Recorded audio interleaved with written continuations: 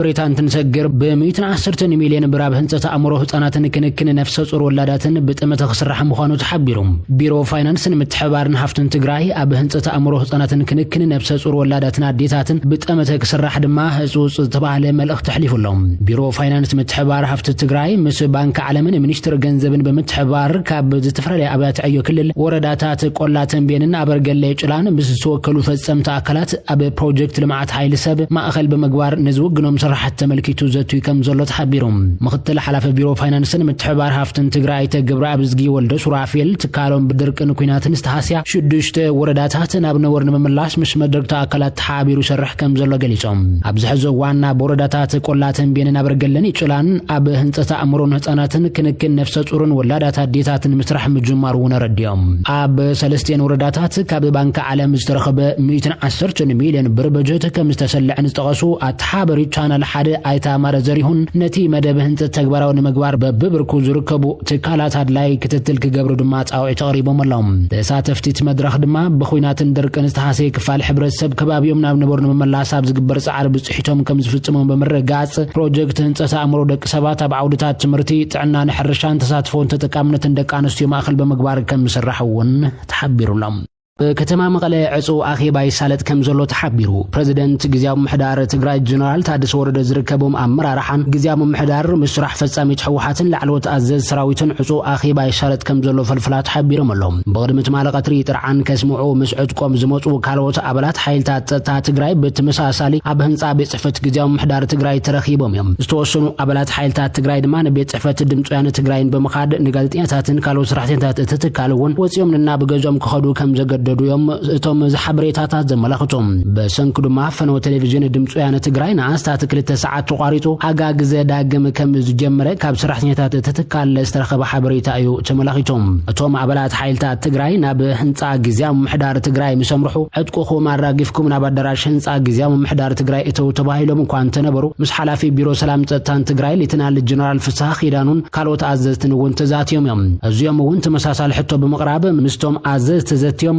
مشات كباب ساعات 3 فرقان نباحدوتاتهم كم استملسو يفله بسنكتاب تخباب تفطيرو زنبر وطري نتخونتات نمهدا بوليس زركبوم حيلታት تادمان تكالات تلفزيون تግራይን ድምጽያንን ከመውን ካልኦታ ገደስ ዝባሃል ተካላትን ሓለዋ ከገበረሎም ከም ዝሓደረውን ቶም ሓብሪታታት ይረዶም አበዛ ሓለፈ ዋረ ሓብትናይ 2 ዓመት ኩናት ከቲቶም ዝቆሰሉን ብህይወት ዝደሐኑን አባላት ንመንባብሮም ዝምልከት ጠለባት ከቀርቡ ምጽንሖም ዝፍለጥ ኮይኑ በጽፈት ግዛም ምሕዳር መንግስት ትግራይ ድማ ብዕጡቃት አርም 31 መخباب ስዒቡ ኣብ ልዕልት ግዛም ምሕዳር ከቢድ ናይ ምፍራስ ስጋት ውን በጽሕወም እዚ ሲዒቡ ድማ በህይወቶም ጀነራል ውን ሓደጋ ተደቂኑ በመህላው ካብ መቀለን ኸወጹ በፌደራል መንግስት ጻውዒት ተገይረሎም ከም ዝነበረውን ጸብጻባት ይረዶሎም ሆኖም በረቶም ኣብ ከባቢዮም ከም ዘለው ዝንገረሎም አመራርሓ ጉጅለ ሕወሓት ካብ መቀለ ክሳብ ኩሓ ወይ ድማ ማዕርፎ ነፈርት አሉላ ባነጋ ሓለዋይ ገብሩ በመህላውም ፕሬዝደንት አደሰ ካብ መቀለን መውጻእ ተጸጊሞም ዛጊድ ድማ ኣብ ከባቢ ዓምድና ሆቴል ኣብ ዝርከብ መንበር ገዛ አምባሳደር ፍሳህ ዝገዶም ከም ዝተዓቀቡ ምሕባርና ውን ዝከርም በዚ ድማ ያብ ከተማ መቀለ ዝኸውን ዘሎ ድራማ አዊ ደሞዝ ከም ዘይፈልጦን ከመውን ካልኦት ምንቅሳሳት ካብ ቁጥጥር ወጻኢ ኮይኑ በብጥፈት ሕወሓት ይምራሕ ከም ዘሎንም ጸብጻባት ዝረዶም ነዚ ኸሰታት ተሲዒቡ መሪሕነት ሕወሓት አዘዝ ሰራዊት ካቢኔ ግዝያዊ ምሕዳር ትግራይን ዘካተተ ጡጥ አኺባ ምእታው ምጉንዩ ዝሕበር ዘሎም ኣብ መንጎ ሕወሓትን ጀነራል ታደሰ ወረደን ክካየድ ዝወዓለ ድርድር ናቀጸለ ዝብሉ ፍልፍላት እቲ በድራማ አው ኸይዲ ክሕመስ ዝወዓለ ፖለቲካ ትግራይን ዕጡቃት አርም 31 ሕዝን ኣብ ግልጽ ዝኾነ ምፍልላይ በጽሑ ዘሎ እዋን እትሕቶ ደሞዝ ተባሂሉ በአርም 31 ንስተገብረ ሰላማው ዘይኮነ ሰልፊ ካብ ጥይት ምትኳስ ሰባት መዕፈነን ሚዲያ ምዕጻውን ሓዊሱ ፋሕቲ ናይ ዕልዋ መንግስት ኸይድታት ዘካተተ መንባሮ በግልጽ ከም ዝወጸ ድማ ያመቶም ፍልፍላት ዝሕብሩም እተብውሽጥን ውሽጢ ጀነራል ታደሰ ወረደ ካብ ፕሬዝደንትነት ንምልዓለ በውድብ ሕወሓት ክእለም ዝቐነየት ተባሂሉ ውዲት መዛዘም ረኺቡ ዝብሉቶም ፍልፍላት ጀነራል ታደሰ ወረደ መንበር ገዛ አምባሳደር ፍሳህ ዝገዶም ዕቁባት ወሃይብዎም ካብ ዝኣቱ 24 ሰዓትን ልዕልዩን ሓሊፎም ዘለሉ እዋን እቶም ንሕወሓት ወኪሎም ብዙሓት ዓለም ለኸ መድረኻት በምድር ዳር ለምድ ዘሎም አምባሳደር ፍሳህ ዝገዶም ንጀነራል ታደሰ ወረደ ወና ኣብ ገዝኦም ከዓረፍ በመግባር ስርሖም እናፈጸሙ ከም ዝኾኑ ይዝሕበር ዘሎም ጀነራል ታደሰ ወረደን አምባሳደር ፍሳህ ዝገዶምን ካብ ትማል ጀሚሮም ብዛዕባ ስልጣን በሰላማዊ መንገድን ሕወሓት ምርካብ እናተደራደሩ ክሳብ ሕዚ ኳን ተጸንሑ ክስማምዑ ከም ዘይከኣሉ ድማ እዩ ተሓቢሩ ዘሎም ጀነራል ታደሰ ወረደ ካብ ስልጣን ምውራድ ዘየገድሶ ምዃኑ በመግላጽ እዚ ጉዳይ ግን ምስ መንግስት ፌደራል ናብ ጎንጽ ዘእትወና በመባል ክሳብ ሕዚ ሓሳብ አምባሳደር ፍሳህ ዝገዶም ውድቅ ገይርወም አምባሳደር ፍሳሐስ ገደም በወገኖም ሙራድካ በትግራይን ፌደራል መንግስትን ዝፈጥሮ ምንም ጎንጽ የለን ህወሓትነት መሪሕነትን ተሒዞም ዝተለምዎ ዓብይናይ ዕርቅን ሓድነት መድረኽ ስለዘሎ ኩሉ ነገር ክስተኻኸሊ በመባልና ለመንወየም ውዒሎም ይብሉ ፍልፍላት እዚኦም በዚ ብዘይ መስማዕማዕም ድማ ንሓለቃ ጸጋይ ሓዊሹ መራሕቲ ሃይማኖትን ሽማግለታት ዓድን ጣልቃ ከኣቱ አምባሳደር ፍሳሐ ዝሓተቱ ኮይኖም ጀነራል ታደሰ ወረደ ግን ነዚ ነጽይጎሎም ወረዳ ጸለምቲ ሰለስተ ደቃ በሰራዊት ኢትዮጵያ ተረሽኖም ካብ ዞባ ምዕራብ ትግራይ ከተማ ማይጋባ ዝተበገሰ ሰራዊት ኢትዮጵያ ናብ በረኻታት ዋልድባኣትዩ ኣብቲ ቦታ በስራሕቲ ምዕራይ ወርቂ ዝተዋፈሩ ሰለስተ ወርቀኛታት ተጋሩ ከም ዝቀተለ ኣብቲ ከባቢ ዝወፁ ዘለው ጸብጻባት ይረዶም እዚ መከላኸሊ በዞባ ምዕራብ ማይጋባ ናብ ሰሜናዊ ምዕራብ ትግራይ መሬት ጸለምቲ ምስጋር ማለት እቶም ተከዜ ዘብ ዝበሃሉ ናይ አምሓራ ዕጡቋት እውን ህዝቢ ጸለምቲ ኣትዮም ከበሳብሱ በር ዝኸፍት ኮይኖም መከላኸሊ ሰራዊት ኢትዮጵያ ተጋሩ ወርቀኛታት መቅታሉ ስዒቡ ኣብ በረኻ ዋልድባ ዝንቀሳቀሱ ዕጡቋት ምስ መከላኸሊ ሰራዊትና ብጽዑጽዕ ተኹሲ ምእሳዎም ድማ ፍልፍላት ይረዶም እተን ኣብቲ ከባቢ ዓሪደን ዘለዋ መበለ 51 ኮር ክፍለ ሰራዊታት ኣብተን ወረዳታት ዘሎ ተኣፋፍ ጸጥታ ተበሊጸን ተግባራት ተስፋሕፋሕቲ ሓይልታት አምሓራ ሱር ክሰድድ ኣብ ምግባር ተጸሚዱ ከም ዘሎ ተደጋገምቲ ጸብጻባት ክወጡ ጸኒሖም እዮም በመሰረት ውዕለ ፕሪቶሪያ ምስ ብዙሓት ጸገማቱን ኣብ መረበቱ ዝተመለሰ ህዝቢ ወረዳታት ጸለምቲ ላዕላይ ጸለምትን ከተማ ማይ ጸብርን ብዕጡቋት አምሓራ ከበልቲ ግፍዕታት ይበጽሑ ከም ዘሎ ነበርቲ ተኸባቢ ይሕብሮም ውሕስንኡ ረጋግጸሉ ሲኑ ህዝቢ በብመዓልቱ ይቅተልን ይጭወናሉ ዝብሉቶም ወገናት ኣብ ከባቢ ገዳም ዋልድባ ጓሶት ከይተረፈ ብዕጡቋት አምሓራ ተጨውዮም ከም ዝተወስዱ ነበርቲ ተኸባቢ መረረቶም ይገልጹሎም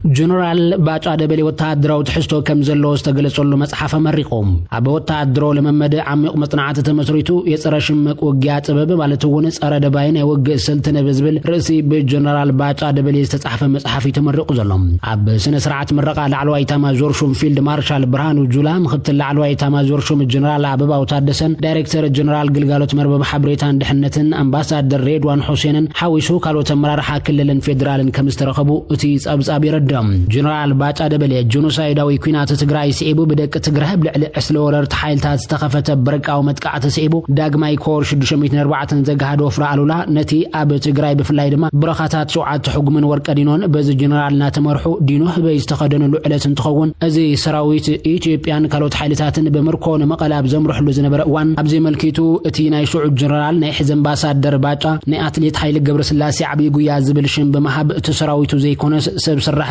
ወይ ድማ ፎቶሾፕ ክብል ከቆናጽበውን ተሰመየ ነዚ መደረስ ኢቡ ብዙሓት ኣብ ልዕሊ ጀነራል ከቢር ቁጥዕን ዘለፋነስ ኢቡልዩ ልዕሊ 11 ክፍለት ሰራዊታት በሓንቲ ፀሓይ ዝደምሰሰው ፍራአሉላ ነቲ ሕዚ ያመርቅዎ ዘሎ መጽሓፍ ከካሓስ ዲ ወይስ ካል ናይ ጸለመን ምድንጋርን ስልቲ ዛጊድ ትሕሶት መጽሓፍ እውን ኣይተነጸረን ዘሎም ፊልድ ማርሻል ብርሃኑ ጁላ ኣብ ጽዋን ኣብ ዝሕለፎ መልእኽቲ ኢትዮጵያ ዝተሰነደ ናይ ጸረ ሽምቅ መዋግእ ማንዋል ዝነበራ እንትኸውን ዝተማሓየሸ ከም ዘይነበረ ምሕባሩ ካብ ድህረ ገጽ ሰራዊት ምክልኻለት ሃገር ዝተረኸበ ሓበሬታ ይረድዩ ዘሎም ከንዲ አፈኛ ሰራዊት ኢትዮጵያ በኩናት ትግራይ በመንባሩ ዝፍለጥን ካብ ሌተናል ጀነራል በዓል 4 ኮኸብ ሙሉእ ጀነራል ማዕረግ ዝተዋሃቦን ጀነራል ባጫ ደበሌ አምባሳደር ክኸውን በፕሬዝደንት ሳህለወርቅ ዘውዴ እውን ተመዚዙ እቲ ኣብ ኩናት ትግራይ ብዝነበረው ተራ ተወዳዳሪ ዘይብሉ ጅግና ጸሊም አንበሳ ዝብል ሽልማት እውን ዝተዋሃቦ ጀነራል ባጫ ድሕሪ ማዕረግን ሽልማትን መቀባሉ ሰለስተ ሰሙን ኣብ ዘይመልእ ግዜ ካብ ዝነበሩ ወታደራዊ መዝነት ስለምንታይ ክወርድ ተደልዩ ዝተፈልጠ ነገር የለን ኣብ ፈለማ ወርሒ ሕዳር 2020 ኩናት ኣብ ትግራይ ምስተወልዐ ካብ ጥሮታ ተጸውዕ ዝመጠ ጀነራል ባጫ አባላት ሰሜን እዝ ዝነበሩ ወታደራት ዕርቃኖም ወጥዮም ናብ ኤርትራ ኸይዶም ክብል በመዝራብ አንጻር ህወሓት ሓያል ጎስጓስን ጸለመን ካብ ዘካይዱ ዝነበሩ መኮንናት ኢትዮጵያ ሓደ ከም ዝኾነ ይንገረሎም ንሱ ሓይልታት ትግራይ ሓረጭ ኮይኖም እዮም ድሕር ምባሉ ዳግመ ውደባ በመግባር ናብ ክልላት አምሓራን ዓፋርን ሰፋሕቲ ከባብታት ሒዞም ናብ አዲስ አበባ ዝግስግስሉ ዝነበሩ እዋን ኣብ ዝግስግስሉ ዝነበሩ እዋን እውን ተነቂፉ ምንባሩ ዝከር እዩ ኣብ 2014 ናይ ጀነራል ማዕረግ ካብ ዝተዋሃቦም ወታደራዊ መኮንናት ዝኾነ ኣብ ሰራዊት ምክልኻል ኢትዮጵያ ሓላፊ መዋሃድ ምህናጽ ወታደራዊ ዓቕሚ ዝኾነ ጀነራል ባጫ ደበሌ በዓል ሙሉእ ስልጣን አምባሳደር ኮይኑ እውን ተሸይሙ